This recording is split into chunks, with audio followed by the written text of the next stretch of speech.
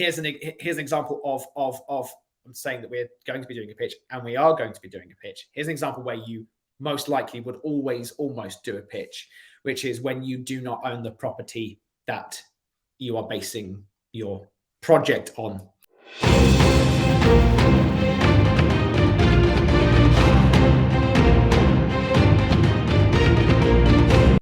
It's interesting, though, because I think that something that people have asked about in the past, and I just brought up as well, is pitching.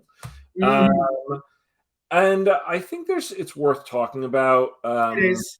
Not necessarily in a full kind of like, hey, we're going to show you everything that we do right now to simulate a pitch. But in both a business and creative sense, pitching is part of being a screenwriter, right? I mean, it really. Well, you would hope so. You would hope so that you get to a place in your career where you are able to pitch a movie. You're not going to get there, or it's highly, highly, highly unlikely unless you've sold something, or gotten. Let's say it's not sold, but like gotten noticed for a screenplay already written. Would you say, though, that obviously there's different kinds of pitches? Yep. So if you are a newer writer, you still are kind of pitching someone your idea to try and get them to read your script. Yes, you are. And again, it comes to a sales pitch. Yeah, right? That you're talking about earlier about pitching, and all the different layers and levels of pitching that they are. And we've discussed some of them in some episodes. Yeah. There's the initial, hey, I've written this thing. Here's the concept. Don't do a log line because it just sounds like you're doing a log line. Talk about it as if you just seen the movie in the movie theater. Here's, conceptually, here's what it is. And you'll know very quick. But again, I think you should get good about talking about your script in a casual manner. Yeah. In a casual, unsalesman-like manner. Yeah. I mean, and then, of course, you do have the full sales pitch. Then you have the full sales pitch. And the sales pitch is very different and has its own kind of structure and challenges. Yeah. I think that what's interesting about, so two things about pitching business-wise and leaning into craft. But business-wise, we're being told that pitches are, I'll never say impossible or will never sell. Currently are not desirable. And what's interesting about that, and I was explaining this to someone yesterday because they were like, well, why aren't they? Why aren't people buying pitches? And we've talked about this a little bit here, but basically the word on the street is that companies don't want to be in the development business as much anymore. Yeah. And the difference between selling a pitch and selling a spec is that a pitch is basically an idea that you are asking to be paid to write. Yes. And that means that it's early in the development process and back in the day, I feel like the studios would expect something to go through 1, 2, 3 years of development. There's stories certainly of projects going through many years of development. And you could sell a pitch and be hired to write that first draft. If you're lucky, you might write the second draft. And then they bring on another writer or 2 or 3 and they workshop it, hopefully get a director and then an actor, workshop it some more before finally greenlighting it. And maybe, if you're lucky, making a movie. Today, in 2023, our team believes that packages are what are selling, not pitches. And a package includes a script. And that you can package a pitch. You may have it it's what we're going to try and do on this thing. And of course, we are. Here's an example of I'm saying that we're going to be doing a pitch and we are going to be doing a pitch. Here's an example where you most likely would always almost do a pitch, which is when you do not own the property that you are basing your project on. So we are taking out a book series, a New York Times bestseller sci-fi series that we just love. We're not going to spec that. We're not going to spend 3 to 6 months of our life getting that script into great shape, because at the end of the day, we don't own that book. Right.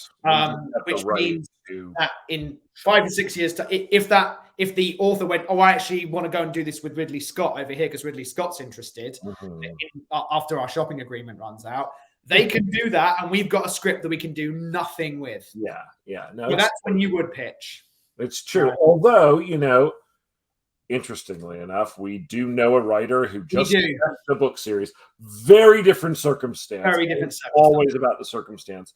The other thing, though, is, and I'm not talking about television, because TV, I do think, is still about pitching probably more than speccing, although you can have a spec pilot, but you're going to need to pitch it either way. So, there's that. Then, so this is really about features. Now, one thing I think that's interesting about pitching is that even if your plan is like, oh, this is an original, and because of the market today, we're probably not going to pitch it. There does still need to be kind of an in-between in terms of, how do I get potentially a producer on board or a piece of talent on board without needing them to necessarily read the whole script? Because it's like that teaser pitch, right? Trying to, and I think that's what you were talking about in terms of like, you want it to feel casual. Absolutely. But there's also like the written document pitch, right? And that's a whole other thing in and of itself. In and of itself, I think really the thing that we're talking about generally, I think, is, hey, I've got an idea for a movie, and I'm going to pitch it to you. Like what I'm saying, it's hard to do at the moment. There are also a couple of other examples, though, and again, this will be as a screenwriter moves on and forward in their career, which are open writing assignments or open writing assignments. So if it is, hey, we've got this book, it was one of our very early jobs was adapting Old Man's War. Now, again, that was TV, but we have been approached several times about movies based on books, and it is, here's the book, you can read the book, look at the book, and we're going to tell you how we're going to adapt this. Right. That would be the same for an open writing assignment. So again, there's different versions of it. A producer might have a book but hasn't said anything to the studio yet, or a studio might have a property that they actually and then we write some pre-existing scripts. It's a whole other kind of pitch. A whole other thing. It's a whole other pitch, because there is a script, a screenplay already that you are going, here's what we think works well. Here's where we see the opportunities. Right. It's going to be different, and it might be totally differently, right? And what's interesting about pitching is that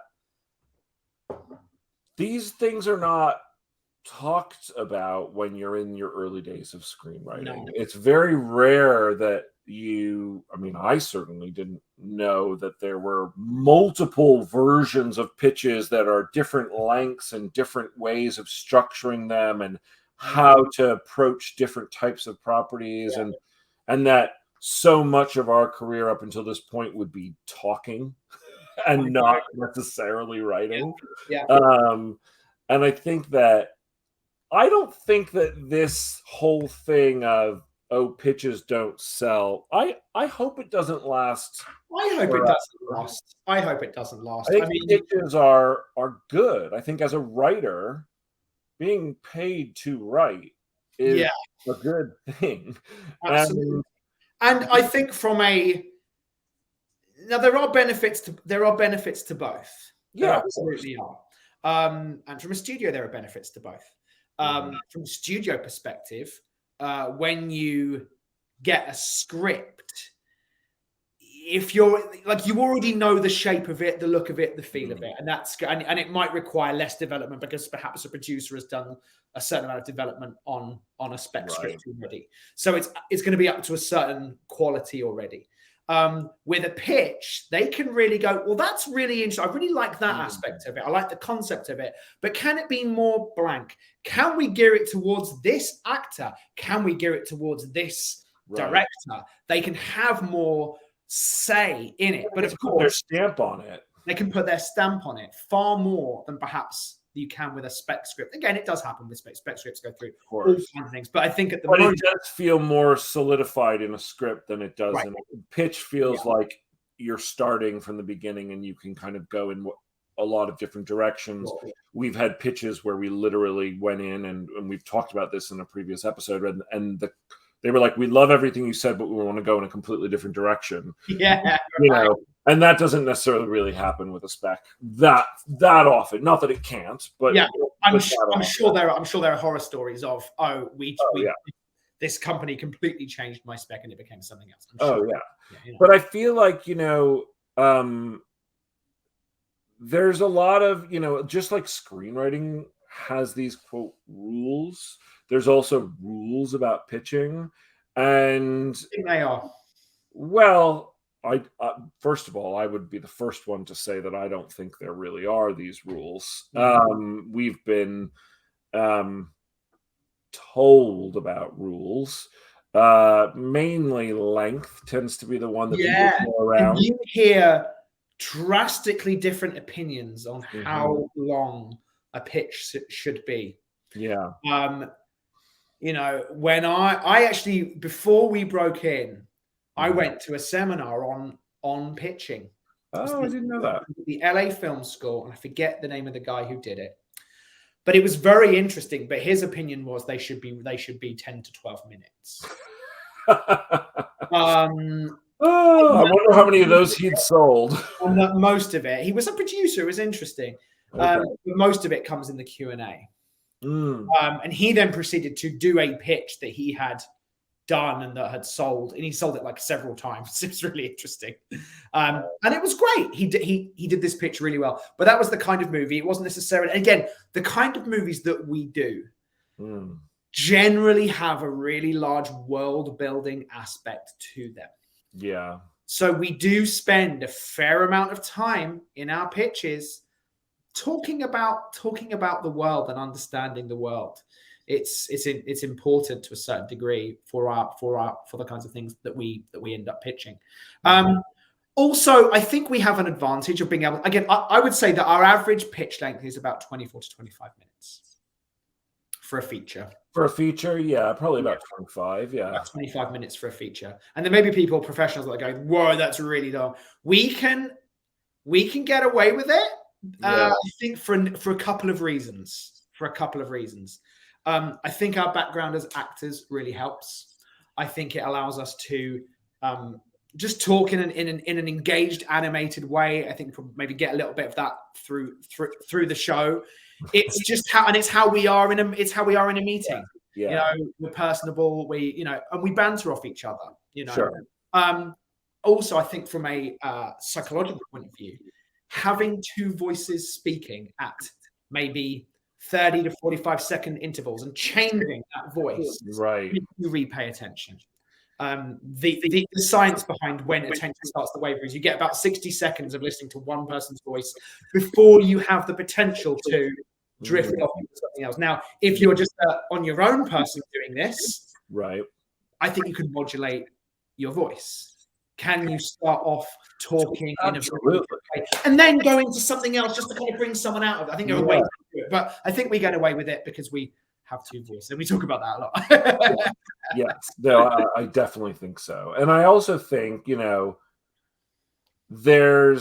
it depends on what you're talking about. Like, if I'm pitching a story that doesn't involve a lot of like excitement or world build or, you know, like action or whatever it might be, I may not need that amount of time, because I'm just talking maybe about an intimate character journey.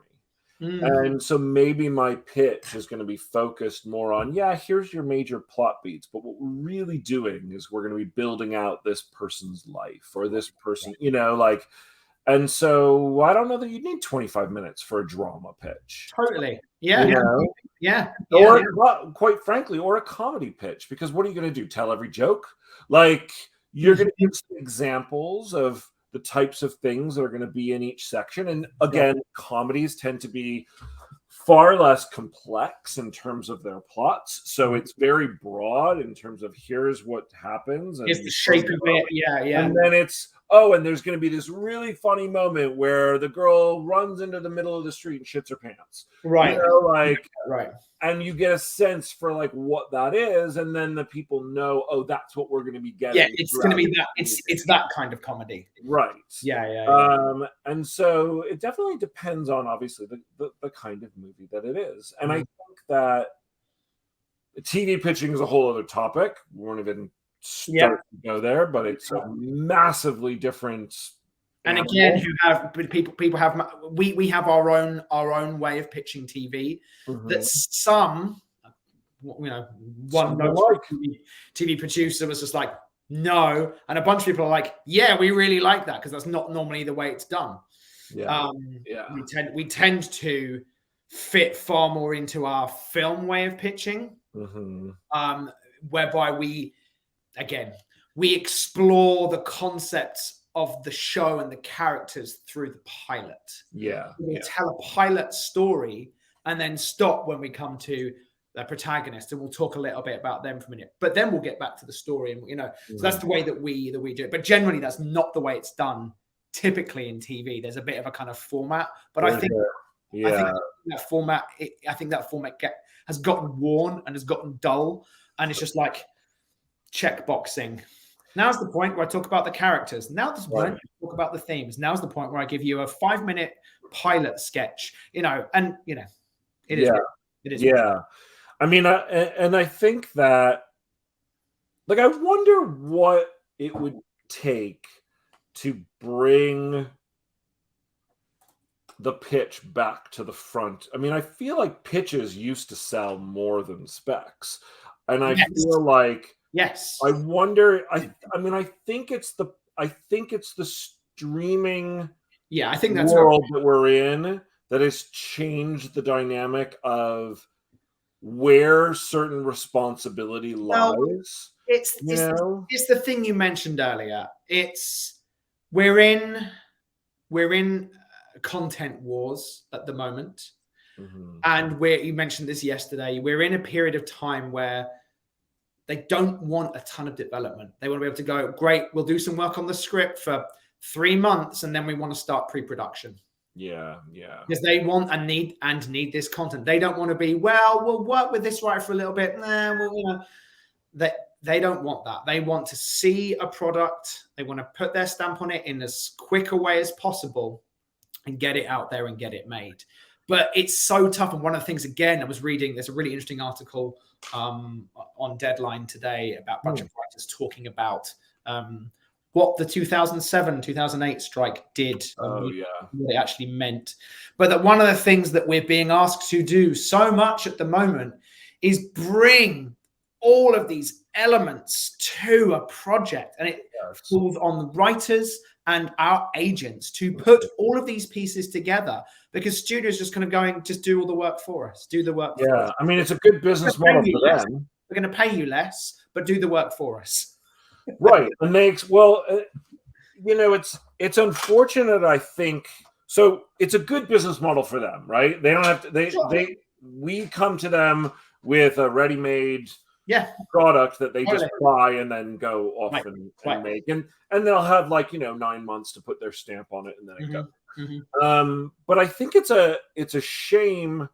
First of all, it's not a great thing for writers because we're now, like you said, forced to do all this extra work. Not everyone has access to those types of things. If you're not at one of the bigger agencies, it's very difficult to have access to talent. Hopefully you're with a producer who has their own access to talent. But then even still, it stretches the entire process out. It does. Really, really long. And you have this weird place. And I remember us going through this. Do you remember, like, maybe 6 years ago, there was a project that we had that we were like, we really want to get a director on this movie or a star on this movie. And they were like, well, until the studio commits to it, we can't approach our A-list clients because they're going to want to know the studio is committing to it. And we're like, but the studio says that they won't commit to it unless we have this A-list client. I mean, we literally were told by the studio, bring us a star, bring us a director, and we might move forward. And then our agents are telling us, I can't go to the studio, to the star, if the studio hasn't said they're going to make the movie. So it was this weird catch-22. I think that slowly talent is starting to realize that they might have to attach to projects before it actually gets greenlit, because that's starting to become the way that the development works. But I don't think it's fully transitioned there yet. And so we're even hearing about packaging. Oh, well, a star's not going to attach until they know who's directing it. Well, getting a director on board before there's a studio on board is really hard, because the director is probably working on one of their other movies, and getting them to engage is not something that's easy to do. It's very hard to do. We're experiencing it with a TV pilot. We're trying to just to get and that's like a director comes on, they shoot 1 hour, and then they get a EP credit for the rest of the series. You know, but I think that by not having the pitch development process, I actually think studios are losing out on better packages. I think they're losing out on the potential to go to talent as the studio, and say, we're going to make this movie. We've developed the script. We're excited by it. Here's the director, and we've been able to get them because we were able to offer them a pay or play deal. And the director's always wanted to work with you, Jennifer Aniston, and we're going to bring you in. And I mean, that's what the studio used to do. Like, that was their job, was to not only that was the development executive's job, right? They put pieces together, and then the studio financed the movie, and the producers went off and they made the movie. Now it feels like we're the ones doing it, but who the fuck are we? So it relies on our agents and our managers, and they only have so many hours in the day. How much time hundreds of clients to packaging our movie?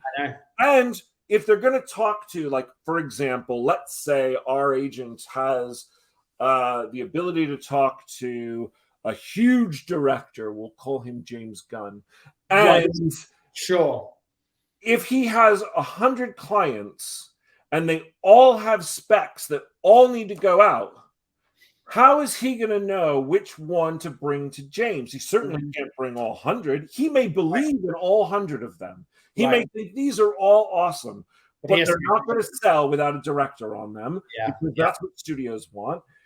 I can't just pitch it like I used to, like they used to be able to do. So I've got to make these writers work for free, get this script ready, and then I, the agent, have to choose how hard I'm going to push this script with my contacts. Of course. And then and then they are being asked to do that, and to use their contacts for you. And again, it's, that is what agents do. They do. That's 100% part of their job. But it used to be just to go out and get you in the room, and you could then, they would call up, they'd go, hey, the guys have this great idea. They want to do blank, blank, blank. You want to hear it? And they go, yeah. As well, though, in theory, if you have a producer, that is the producer's role as well. But so often, and we've had experiences where the producers just go, can your agents help? And I would say you probably at least got a 50-50 split, if not more producers who are going to rely on your agents than the ones who can just text the people that you want because they're on their cell phones. Exactly. Anyway, So that went from pitches to essentially just the marketplace. Yeah. But I think they are related. I think we will do at some point, just to kind of break. Maybe we'll do one of our old pitches. Who knows? Yeah, that could be fun. Just to be like, hey, here's how we pitch. Right. And you can see it, and then we'll talk about how we construct it. That might be worth doing actually over a series of several episodes. We could do one on one day because it takes about 20-25 minutes for one of our pitches, then go into our writing, and then go, let's talk about how and why we constructed our pitch like this and what happened with it. Exciting. Yeah, I like it.